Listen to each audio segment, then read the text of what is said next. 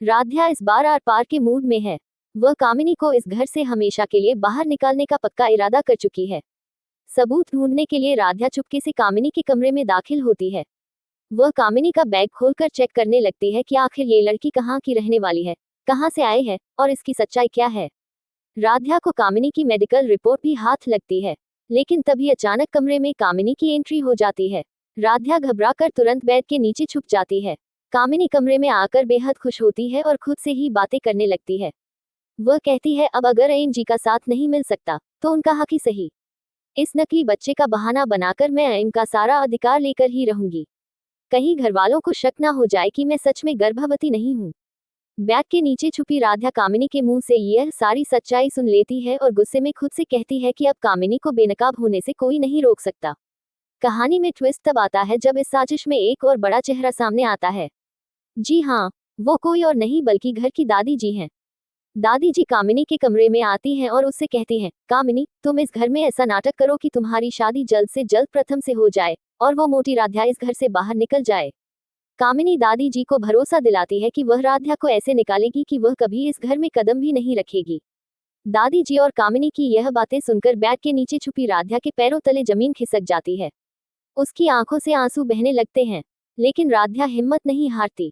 वह तुरंत अपना फोन निकालती है और चुपके से दादी जी और कामिनी की इस बातचीत का पूरा वीडियो रिकॉर्ड कर लेती है।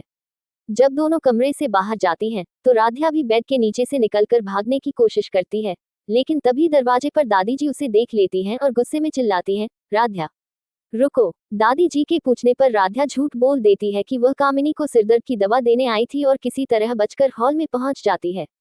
हॉल में पहुंचते ही राध्या चीख चीख कर पूरे मित्तल परिवार को इकट्ठा करती है। सभी घरवाले राध्या की घबराई हुई आवाज सुनकर वहां आते हैं। एकता भाभी पूछती है कि क्या बात है। तब राध्या गहरी सांस लेकर सबके सामने सबसे बड़ा बम फोड़ती है। वह कहती है कि कामिनी आप सभी से झूठ बोल रही है, वह एमजी के बच्चे की मां नहीं बनने वाली है, वह गर्भवती होने का नाटक कर रही है। जब दादी जी गुस्से में राध्या से सबूत मांगती हैं, तो राध्या दृढ़ता से कहती है, मेरे पास आप दोनों के खिलाफ पक्का सबूत है। राध्या अपने फोन का वीडियो प्ले कर देती है। पूरे परिवार के सामने कामिनी और दादी जी की साजिश का वीडियो चल जाता है, जिसमें कामिनी साफ कह रही है कि वह नकली पेट लगाकर सबको बेवकूफ बना रही है ताकि प्रॉपर्टी पर कब्जा कर सके।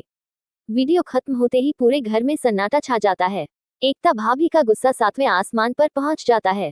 वह तुरंत आगे बढ़ती हैं और कामिनी का हाथ पकड़कर उसे एक जोरदार थप्पड़ रसीद कर देती हैं।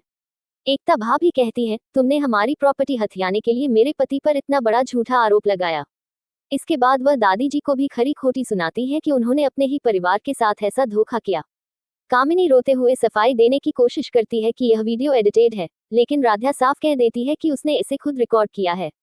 अयम और ओमकार जी भी कामिनी पर बुरी तरह भड़क जाते हैं। तभी घर की घंटी बजती है और पुलिस अधिकारियों की एंट्री होती है। एकता भाभी बताती है कि उन्होंने पहले ही पुलिस को फोन कर दिया था। लेकिन दोस्तों, असली ट्विस्ट तो अब आने वाला है। पुलिस वीडियो देखने के बाद कहती है कि शुरुआती जांच में हमें कुछ ऐसे कॉल रिकॉर्ड्स और संदिग्ध लेन देन मिले हैं, जिससे लगता है कि इस साजिश में कामिनी और दादी जी के अलावा कोई तीसरा व्यक्ति भी शामिल है। ये सुनकर पूरे मित्तल परिवार के होश उड़ जाते हैं। कामिनी का चेहरा पीला पड़ जाता है। वहीं दादी जी भी पहली बार अपनी गलती स्वीकार करते हुए रोने लगती हैं और परिवार से माफी मांगती हैं। लेकिन रुकिए दोस्तों, कहानी का अंत यहाँ नहीं होता। जब पुलिस कामिनी को ले जाने लगती है, तो कामिनी मन ही मन एक खौफनाक बदला लेने की ठान लेती है। वह कहती है, अगर मैं फंसी हूँ तो मैं इस परिवार को भी नहीं छोड़ूंगी। मेरे पास इस मित्तल परिवार के कई पुराने राज दफन हैं। मैं किसी भी तरह दादी और राध्या को इस घर से बाहर फेंक कर रहूंगी और अपनी जिंदगी बर्बाद करने का बदला इनसे लेकर रहूंगी। तो दोस्तों, कौन है वो तीसरा रहस्यमयी इंसान जिसने कामिनी का साथ दिया? क्या कामिनी मित्तल परिवार के पुराने राज खोलकर पूरे घर को तबाह कर देगी? और क्या राध्या अपने परिवार को इस नई मुसीबत से बचा पाएगी? ये सब देखना बेहद दिलचस्प होगा। आपको क्या लगता है, वो तीसरा विलेन कौन हो सकता है? हमें नीचे कमेंट बॉक्स में जरूर बताएं। वीडियो पसंद आए हो तो लाइक करें, चैनल को सब्सक्राइब करें और बेल आइकन दबाना ना भूलें। मिलते हैं अगले दिलचस्प अपडेट के साथ, तब तक के लिए धन्यवाद।